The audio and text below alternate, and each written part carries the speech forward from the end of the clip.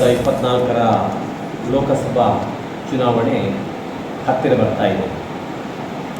ನಾವು ಬ್ರಹ್ಮಶ್ರೀ ನಾರಾಯಣಗುರು ಶಿಕ್ಷಣ ಟ್ರಸ್ಟ್ ವತಿಯಿಂದ ಒಂದು ಪತ್ರಿಕಾ ಹೇಳಿಕೆಯನ್ನು ಅಗತ್ಯವಾಗಿ ನೀಡಬೇಕು ಎನ್ನುವ ದೃಷ್ಟಿಯಲ್ಲಿ ನಿಮ್ಮನ್ನು ಆಹ್ವಾನಿಸಿದ್ದೇವೆ. ನಮ್ಮ ಅಧ್ಯಕ್ಷರಾದಂತಹ ಪಿ ದಯಾಕರ್ ಅವರು ನಮ್ಮೊಂದಿಗಿದ್ದಾರೆ. ಈ ಕೈಗಾರಿಕಾ ತರಬೇತಿ ಕೇಂದ್ರದ ಪ್ರಿನ್ಸಿಪಾಲ್ ಜಯ ಮೇಡಮ್ ಅವರಿದ್ದಾರೆ. ನಮ್ಮ ಸಂಸ್ಥೆಯ ಆಂಗ್ಲ ಮಾಧ್ಯಮ ಪ್ರಾಥಮಿಕ ಶಾಲೆಯ ಹೆಡ್ ಮಾಸ್ಟರ್ ಆದಂತಹ ಮಹಾವೀರ ಜೈನ್ ಅವರಿದ್ದಾರೆ. ಉಳಿದ ಇಲ್ಲಿಯ ಎಲ್ಲ ಶಿಕ್ಷಕರು ಚುನಾವಣಾ ಕರ್ತವ್ಯದ ನಿಮಿತ್ತ ಹೋಗಿದ್ದಾರೆ. ಹಾಗೆ ನಿಮ್ಮನ್ನೆಲ್ಲ ಆತ್ಮೀಯವಾಗಿ ಸ್ವಾಗತಿಸ್ತಾ, ಸದ್ಯದ ಪರಿಸ್ಥಿತಿಯಲ್ಲಿ ನಾವು ನಮ್ಮ ಶಿಕ್ಷಕರನ್ನು ಚುನಾವಣಾ ಕರ್ತವ್ಯಕ್ಕೆ ಹೋಗಬಾರದು ಎನ್ನುವಂತಹ ದೃಷ್ಟಿಯಿಂದ ಈ ಪತ್ರಿಕಾಗೋಷ್ಠಿಯನ್ನು ನಾವು ಕರೆದದ್ದಲ್ಲ. ಆದರೆ ಕಳೆದ 3 ತಿಂಗಳಿಂದ ನಮ್ಮ ಸಂಸ್ಥೆಯಲ್ಲಿ ಕೆಲವು ಟ್ರೇಡ್ಗಳನ್ನು ಮುಚ್ಚಿ ವಿದ್ಯಾರ್ಥಿಗಳನ್ನು ಮನೆಯಲ್ಲೇ ಕೂರಿಸಿ ಅಥವಾ ಗ್ರೌಂಡಲ್ಲಿ ಆಡಿಸಿ ಮನೆಗೆ ಕಳಿಸುವಂತಹ ಒಂದು ಸ್ಥಿತಿ ನಮಗೆ ಬಂದಿದೆ. ಏನಂದರೆ, ಚುನಾವಣಾ ಕರ್ತವ್ಯಕ್ಕೆ ಅವರ ಚುನಾವಣೆಯ ದಿವಸ, ಹಿಂದಿನ ದಿವಸ 2 ದಿನ ಕಳಿಸುವುದಕ್ಕೆ ನಮ್ಮದು ಯಾವುದೇ ಅಭ್ಯಂತರ ಇಲ್ಲ. ಅದು ಎಷ್ಟೋ ವರ್ಷಗಳಿಂದ ನಮ್ಮ ಶಿಕ್ಷಕರು ಆ ಕೆಲಸವನ್ನು, ಕರ್ತವ್ಯವನ್ನು ನಿರ್ವಹಿಸ್ತಾ ಇದ್ದಾರೆ. ಆಡಳಿತ ಮಂಡಳಿ ಅದಕ್ಕೆ ಒಪ್ಪಿಗೆ ನೀಡ್ತಾ ಇದೆ. ಆದರೆ ಈ ಕೈಗಾರಿಕಾ ತರಬೇತಿ ಕೇಂದ್ರ, ಇದು ನಮ್ಮ ಕೈಗಾರಿಕಾ ತರಬೇತಿ ಕೇಂದ್ರದ ಮಾತ್ರ ಸಮಸ್ಯೆ ಅಲ್ಲ. ಇಲ್ಲಿ ನಮ್ಮ ಜಿಲ್ಲೆಯ ಹೆಚ್ಚಿನ ಕೈಗಾರಿಕಾ ತರಬೇತಿ ಕೇಂದ್ರದ ಶಿಕ್ಷಕರನ್ನು ಇವರು ಸೆಕ್ಟರ್ ಆಫೀಸರ್ ಆಗಿ ನೇಮಕ ಮಾಡಿ ಒಂದು 3 ತಿಂಗಳ ಕರ್ತವ್ಯವನ್ನು ಅವರಿಗೆ ನೀಡುವ ಕಾರಣ ಇಲ್ಲಿ ಕೆಲವು ಟ್ರೇಡ್ಗಳನ್ನು ಮುಚ್ಚುವಂತಹ ಪರಿಸ್ಥಿತಿ ನಮಗೆ ಬಂದಿದೆ. ನಮ್ಮಲ್ಲೀಗ ಫಿಟ್ಟರ್ ಟ್ರೇಡ್ ನೀವು ನೋಡಿದರೆ ನಿಮ್ಗೆ ಗೊತ್ತಾಗ್ತದೆ. ಅದಕ್ಕೆ ಬೀಗ ಹಾಕಿ ಮಕ್ಕಳನ್ನು ಮನೆಯಲ್ಲೇ ಕೂರಿಸುವಂತಹ ಸ್ಥಿತಿ. ನಮಗೆ ಪೋಷಕರು ಏನು ಮಾಡ್ತಾರೆ ಅಂತ ಹೇಳಿದರೆ, ಎಲ್ಲ ಲೋಕಲ್ ಪೋಷಕರು, ಬಡ ವಿದ್ಯಾರ್ಥಿಗಳು, ಕಲಿಯುವವರು, ಗ್ರಾಮೀಣ ಪ್ರದೇಶದವರು, ಒಂದು ಸ್ವತಂತ್ರವಾಗಿ ಬದುಕುವಂತಹ ಒಂದು ದೃಷ್ಟಿಯಿಂದ, ಸ್ವಉದ್ಯೋಗವನ್ನು ಕಲ್ಪಿಸಿಕೊಳ್ಳುವಂತಹ ದೃಷ್ಟಿಯಿಂದ ಒಳ್ಳೆಯ ವ್ಯವಸ್ಥೆಯನ್ನು ಬ್ರಹ್ಮಶ್ರೀ ಕೆಲವು ವರ್ಷಗಳಿಂದ ನಮಗೆ ದೊಡ್ಡ ಒಂದು ದುರಂತ ಏನು ಅಂತ ಹೇಳಿದರೆ, ಈ ಚುನಾವಣಾ ಕರ್ತವ್ಯಕ್ಕೆ ಇಲ್ಲಿಯ ಉಪನ್ಯಾಸಕರನ್ನು ಆ ಸೆಕ್ಟರ್ ಆಫೀಸರ್ ಆಗಿ 4 ಮಂದಿಯನ್ನು ಹಾಕ್ತಾರೆ. ಮತ್ತು ಚುನಾವಣಾ ದಿನ ಮತ್ತು ಮುಂಚಿನ ದಿನ ಎಲ್ಲ ಉಪನ್ಯಾಸಕರಿಗೂ ಕೂಡ, ಎಲ್ಲ ಶಿಕ್ಷಕರಿಗೂ ಕೂಡ ಬರ್ತದೆ. ಅದು ದೊಡ್ಡ ವಿಷಯ ಅಲ್ಲ. ನಮ್ಮ ಪದವಿ ಪೂರ್ವ ಕಾಲೇಜಿನ ಶಿಕ್ಷಕರಿಗೂ ಬರ್ತದೆ. ಅದಕ್ಕೆ ನಮ್ಮದು ಏನು ಅಭ್ಯಂತರ ಇಲ್ಲ. ಆದರೆ ಆ 3 ದಿನಕ್ಕಿಂತ ಹೆಚ್ಚು ಆ ಚುನಾವಣಾ ಕರ್ತವ್ಯಕ್ಕೆ ಶಿಕ್ಷಕರನ್ನು ಬಳಸಿಕೊಂಡು ಇಲ್ಲಿ ಯುವ ಜನಾಂಗವನ್ನು ದಾರಿ ತಪ್ಪಿಸುವಂತಹ, ಅವರ ಭವಿಷ್ಯವನ್ನು ಅತಂತ್ರವಾಗಿ ಮಾಡುವಂತಹ, ನಮ್ಮ ಕೈಗಾರಿಕಾ ತರಬೇತಿ ಕೇಂದ್ರವನ್ನು ಮುಚ್ಚುವಂತಹ ಒಂದು ದುಸ್ಥಿತಿಗೆ ಈ ವ್ಯವಸ್ಥೆ ಕಾರಣ ಆಗ್ತದೆ. ಆದ್ದರಿಂದ ಅದಕ್ಕೆ ಸಂಬಂಧಪಟ್ಟಂತಹ, ಚುನಾವಣೆಗೆ ಸಂಬಂಧಪಟ್ಟಂತಹ ಅಧಿಕಾರಿಗಳು, ಅದಕ್ಕೆ ಸಂಬಂಧಪಟ್ಟಂತಹ ವಿಭಾಗ ಈ ಬಗ್ಗೆ ಸ್ವಲ್ಪ ಎಚ್ಚರವನ್ನು ವಹಿಸಿಕೊಂಡು ಮುಂದೆ ನಾವು ಅವರಿಗೊಂದು ಮನವಿಯನ್ನು ಈಗಾಗಲೇ ನಾವು ಜಿಲ್ಲಾಧಿಕಾರಿಗಳಿಗೆ ಮತ್ತು ಅದಕ್ಕೆ ಸಂಬಂಧಪಟ್ಟ ಅಧಿಕಾರಿಗಳಿಗೆ, ತಹಶೀಲ್ದಾರರಿಗೆ ನಾವು ಡ್ಯೂಟಿ ಲಿಸ್ಟ್ ಬಂದ ತಕ್ಷಣವೇ ಮನವಿ ಮಾಡಿಕೊಂಡಿದ್ದೇವೆ. ಆದರೆ ಈ ವರ್ಷದ ಮಟ್ಟಿಗೆ ಏನೂ ಮಾಡಲಿಕ್ಕೆ ಆಗುವುದಿಲ್ಲ ಅಂತ ಹೇಳಿದ್ದಾರೆ. ಆದರೆ ಮುಂದಿನ ದಿನಗಳಲ್ಲಿ ನಮ್ಮ ಸಂಸ್ಥೆ ಆಡಳಿತ ಮಂಡಳಿಯ ತೀರ್ಮಾನ ಏನು ಅಂತ ಹೇಳಿದರೆ, ನಾವು 2 ದಿನಕ್ಕಿಂತ ಹೆಚ್ಚು ಶಿಕ್ಷಕರನ್ನು ಚುನಾವಣಾ ಕರ್ತವ್ಯಕ್ಕೆ ನಿಯೋಜಿಸುವುದಕ್ಕೆ ನಮ್ಮ ಅಭ್ಯಂತರವಿದೆ. ನಾವು ಅದಕ್ಕೆ ಅನುಮತಿ ನೀಡುವುದಿಲ್ಲ. ಯಾಕೆ ಅಂತ ಹೇಳಿದರೆ, ಇದು ನಮ್ಮ ಪೋಷಕರಿಗೆ ತೊಂದರೆ ಆಗ್ತದೆ, ವಿದ್ಯಾರ್ಥಿಗಳಿಗೆ ತೊಂದರೆ ಆಗ್ತದೆ. ಇದು ಇಂತಹ ಒಂದು ತೊಂದರೆಗಳು ಶಿಕ್ಷಣ ಸಂಸ್ಥೆಗಳಿಗೆ ಆಗಬಾರದು ಎನ್ನುವಂತಹ ದೃಷ್ಟಿಯಲ್ಲಿ ಈ ಪತ್ರಿಕಾ ಹೇಳಿಕೆಯನ್ನು ನಾವು ನೀಡ್ತಾ ಇದ್ದೇವೆ. ಇದಕ್ಕೆ ತಾವು ಸಹಕರಿಸಬೇಕು. ಮುಂದಿನ ದಿನಗಳಲ್ಲಿ ನಾವು ನೇರವಾಗಿ ಜಿಲ್ಲಾಧಿಕಾರಿಗಳಿಗೆ ಮತ್ತು ಚುನಾವಣಾ ಇಲಾಖೆಗೆ ನಾವು ನಮ್ಮ ಮನವಿಯನ್ನು ನಾವು ನೀಡ್ತೇವೆ. ನಮ್ಮ ಸಂಸ್ಥೆಗೆ ತೊಂದರೆ ಆಗುವ ಹಾಗೆ, ಸಂಸ್ಥೆ ಮುಚ್ಚುವ ರೀತಿಯಲ್ಲಿ ನಮಗೆ ತೊಂದರೆ ಮಾಡಬಾರ್ದು ಎನ್ನುವಂಥದ್ದು ನಮ್ಮ ಕಳಕಳಿಯ ವಿನಂತಿ ಎನ್ನುವುದನ್ನು ನಾನು ಹೇಳ್ತಾ ಇದ್ದೇವೆ. ಅಧ್ಯಕ್ಷ,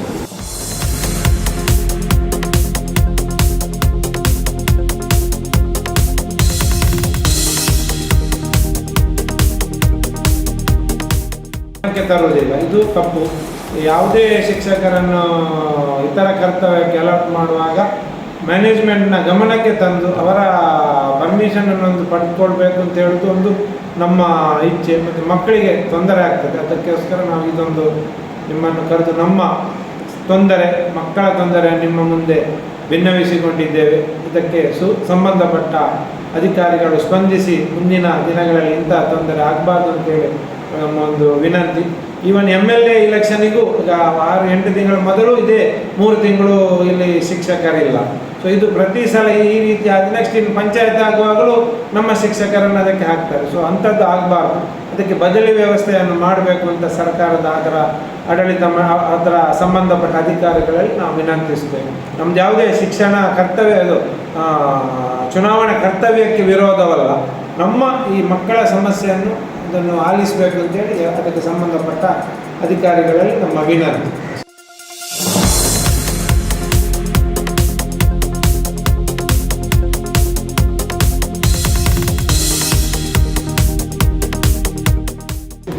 ಕ್ಲಾಸ್ ಆಗ್ತಿಲ್ಲ ಸರ್, ಮತ್ತು ನಮಗೆ ಫ್ಯೂಚರಿಗೆ ಸ್ವಲ್ಪ ಕಷ್ಟ ಆಗ್ತದೆ.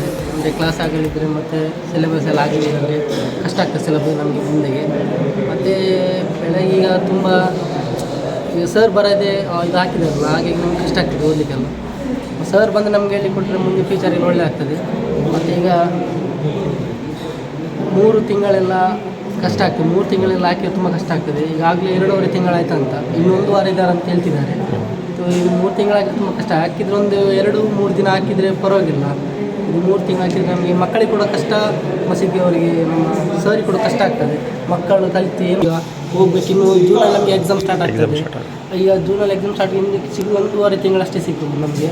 ಈ 1.5 ತಿಂಗಳು ಮಕ್ಕಳನ್ನ ಎಲ್ಲರೂ ಹಿಡಿದು ಕಲಿಸಬೇಕಂದ್ರೆ ತುಂಬ ಅವ್ರಿಗೆ ಕೂಡ ಕಷ್ಟ ಆಗ್ತದೆ. ಆದರೆ ಪ್ಯೂರ್ ಟೆಕ್ನಿಕಲಿ ಇರೋದರಿಂದ ಬೇಕೇ ಬೇಕಾಗ್ತದೆ ನಮಗೆ ಸರ್, ಥಿಯರಿ ಅಲ್ಲಲ್ಲ, ಥಿಯರಿ. ಹಾಗಾಗಿ ಟ್ವಿಟರ್ ಮತ್ತು ಸ್ವಲ್ಪ ಬೇಕಾಗ್ತದೆ. ಹಾಗೆ ನಮ್ಮ ಸರಿಗೆ ಒಂದು 2-3 ದಿನ ಹಾಕಿದ್ರೆ ನೋ ಪ್ರಾಬ್ಲಮ್ ಆಗ್ತದೆ ಡ್ಯೂಟಿಗೆ, ಎಲೆಕ್ಷನ್ ಡ್ಯೂಟಿಗೆಲ್ಲ. ಇದು 2 ತಿಂಗಳೆಲ್ಲ ಹಾಕಿದರೆ ತುಂಬ ಕಷ್ಟ ಆಗ್ತದೆ.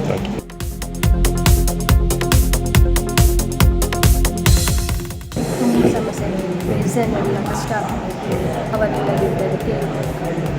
ಅಂದರೆ ಇದು ಟೆಕ್ನಿಕಲ್ ಆಗಿರೋದರಿಂದ ಶಿಕ್ಷಕರದ್ದು ನಿಮಗೆ ಗೈಡೆನ್ಸ್ ಬೇಕಾಗ್ತದೆ. ಈಗ ನೀನು ಯಾವ ಇದರಲ್ಲಿ ಸ್ಟಡೀಸ್ ಮಾಡ್ತಾ ಇದ್ದೀನಿ? Mechanical electronics. ಇದರಲ್ಲಿ ಪ್ರಾಕ್ಟಿಕಲ್ ಯಾವುದೆಲ್ಲ ಬರ್ತದೆ? ಓಮ್ಸ್ ಲಾ, ಮತ್ತು half ಪಾರ್ಮರ್, subtractor, adder, rectifier, oscillator ಎಲ್ಲ. ಈಗ ಎಷ್ಟಾಗಿದೆ ಕಳೆದ 3 ತಿಂಗಳಿಂದ? ಸಬ್ಜೆಕ್ಟ್ ಎಷ್ಟು ಉಳಿದಿದೆ? ತುಂಬ ಉಳಿದಿದೆ? ಸಬ್ಜೆಕ್ಟ್ ಅಷ್ಟೇ ಬಾಕಿ. ಅದಕ್ಕೆ ಬಾಕಿ ಉಂಟಾ? ಅದನ್ನು ಈಗ ನಿಮಗೆ ಯಾವಾಗ ಇದು ಇಯರ್ ಎಂಡಿಗೆ ಮುಗಿಯುವುದು ಯಾವಾಗ ಟೆಕ್ನಿಕಲಿ?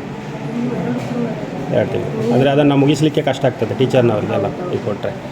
ಗೌರ್ಮೆಂಟಿಗೆ ಏನು ಮನವಿ ಮಾಡ್ತೀರಿ?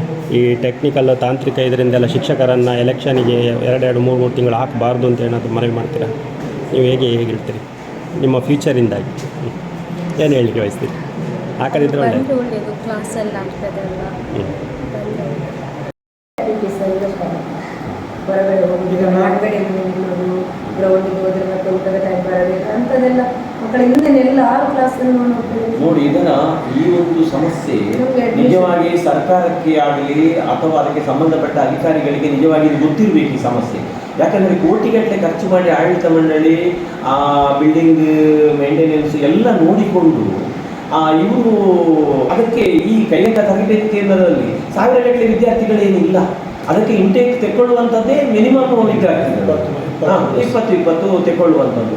ಆ ಮಕ್ಕಳು ಕೂಡ ಬಡವರು ಮನೆಯಿಂದ ಬರುವವರು, ದುಡಿದು ಬರುವವರು, ರಜೆಯಲ್ಲಿ ಕೂಲಿ ಕೆಲಸ ಮಾಡಿ ಬರುವವರು, ಅಂಥ ಮಕ್ಕಳಿಗೆ ನಾವು ಕೊಡಬೇಕಾದಂತಹ ಒಂದು ಅನಿವಾರ್ಯ ಶಿಕ್ಷಣದ ಅಗತ್ಯತೆಯನ್ನು ಇವರು ಈ ಥರ ಮಾಡಿದರೆ ಚುನಾವಣೆ ನಮಗೆ ಪ್ರಧಾನ ಅಲ್ಲ. ಚುನಾವಣೆ ಸರ್ಕಾರಕ್ಕೆ ಮುಖ್ಯ, ನಮಗೂ ಮುಖ್ಯ. ಆದರೆ ಮಕ್ಕಳ ಭವಿಷ್ಯದಲ್ಲಿ ಆಡುವುದು ಚುನಾವಣೆಯ ಕರ್ತವ್ಯ ಆಗಬಾರ್ದು ನೋಡಿ. ಈಗ 4-6 ಕ್ಲಾಸಸ್ ಇದೆ. 6 ಕ್ಲಾಸಿಗೆ ಇರೋದು ನಮ್ಮಲ್ಲಿ ಈಗ 4 ಮಂದಿಯ ಸ್ಟಾಫ್, 4 ಮಂದಿ. 6 ತರಗತಿಗಳಿವೆ, 4 ಸ್ಟಾಫ್ ಉಂಟು. 2 ಕ್ಲಾಸ್ ಟೀಚಿಂಗ್ ಸ್ಟಾಫ್ 3 ಇರೋದು, 6 ತರಗತಿಗಳಿವೆ. ಏನು ಮಾಡ್ಬೋದು ನಾವು? 3 ಕ್ಲಾಸನ್ನು ವೇಕೆಂಟ್ ಇಡ್ಬೋದು ಅಥವಾ ಬಂದ್ ಮಾಡಿ ಫಿಟ್ಟರ್ ಟ್ರೇಡ್ ಬಂದೆ, ಇಬ್ಬರು ಇನ್ಸ್ಟ್ರಕ್ಟರ್ಸ್ ಇಲ್ಲ. ಈಗ ಬೇರೆ ಯಾರಾದರೂ ಈಗ ಒಂದು ತೊಂದರೆ ಕೊಡಬೇಕು ಅಥವಾ ಒಂದು ಇಶ್ಯೂ ಮಾಡಬೇಕು ಅಂತ ಇದ್ದರೆ ಭಾರಿ ದೊಡ್ಡ ಗಲಾಟೆ ಮಾಡ್ತಿದ್ರು, ಸ್ಟ್ರೈಕ್ ಮಾಡ್ತಿದ್ರು. ಆದರೆ ನಾವು ಅದಕ್ಕೆಲ್ಲ ಹೋಗಲಿಲ್ಲ. ಯಾಕೆ ಅಂತ ಹೇಳಿದರೆ ಇದು ಯಾವುದು ನಾವು ಸರ್ಕಾರದ ವಿರುದ್ಧ ಹೋದಾಗ ಆಗ್ತದೆ.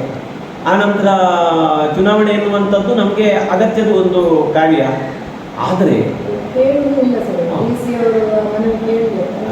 ಅದೇ ಹೇಳುವುದು ನಾನು, ಈಗ DC ಆಗಲಿ ಅಥವಾ ತಹಶೀಲ್ದಾರ್ ಆಗಲಿ ಅಥವಾ ಇಲೆಕ್ಷನ್ ಕಮಿಷನರ್ ಬೇಕಿದ್ರೆ ಆಗಲಿ, ಪಬ್ಲಿಕ್ಕಿಗೆ ಹಾನಿ ಮಾಡಿಕೊಂಡು ಯಾವುದು ಮಾಡ್ಲಿಕ್ಕಿಲ್ಲ. ಬಟ್ ಅವರು ಆಲಿಸ್ಬೋದು. ಮುಂದಿನ ದಿನಗಳಲ್ಲಿ ಮಾತ್ರ ನಾವು ಅದನ್ನು ನಿರ್ದಾಕ್ಷಿಣ್ಯವಾಗಿ ಹೇಳ್ತಾ ಇದ್ದೇವೆ, ನಾವು ಬಿಡುವುದಿಲ್ಲ. ನಾವು ಅದಕ್ಕೆ ಯಾವ ಕಾನೂನು ಕ್ರಮಕ್ಕೂ ಕೂಡ ನಾವು ತಯಾರಿರ್ತೇವೆ. ಯಾಕೆ ಅಂತ ಹೇಳಿದರೆ ನಾವು ಇನ್ಸ್ಟಿಟ್ಯೂಷನ್ ಮುಚ್ಚಬೇಕು, ಹೌದಲ್ವಾ, ಅಥವಾ ನಾವು ವಿರೋಧಿಸಬೇಕು. ಅವರು ಬದಲಿ ವ್ಯವಸ್ಥೆ ಮಾಡಿಕೊಳ್ಬೇಕು. ಶಿಕ್ಷಕರನ್ನು ಮಕ್ಕಳನ್ನು ಮನೆಗೆ ಕೂತ್ಕೊಳಿಸಿ ಎಲೆಕ್ಷನ್ ಈ ಸಲದ ಒಂದು ಚುನಾವಣೆಗೆ ನಾವು ಏನು ಮಾತಾಡಲ್ಲ, ಅದು ಕೂಡ ನಿಮ್ಮ ಮಾಧ್ಯಮದ ಒಂದು ಗಮನಕ್ಕೆ ಮಾತ್ರ ಇದನ್ನು ನಾವು ತರ್ತಾ ಇದ್ದೇವೆ. ಮುಂದೆ ನಾವು ನಿಮ್ಮ ಈ ಹೇಳಿಕೆಯನ್ನೇ ನಾವು ಪ್ರಧಾನವಾಗಿ ಇಟ್ಟುಕೊಂಡು ನಾವು DC ಗೆ ಮನವಿ ಕೊಡ್ತೇವೆ, ಎಲೆಕ್ಷನ್ ಕಮಿಷನ್ಗೆ ನಾವು ಮನವಿ ಕೊಡ್ತೇವೆ. ಅದನ್ನು ಅವರು ಕೇಳದೇ ಇದ್ದರೆ ನಾವು ಬೇರೆ ಅದಕ್ಕೆ ಕಾನೂನು ಕ್ರಮ ನಾವು ಕೂಡ ನೋಡ್ತೇವೆ.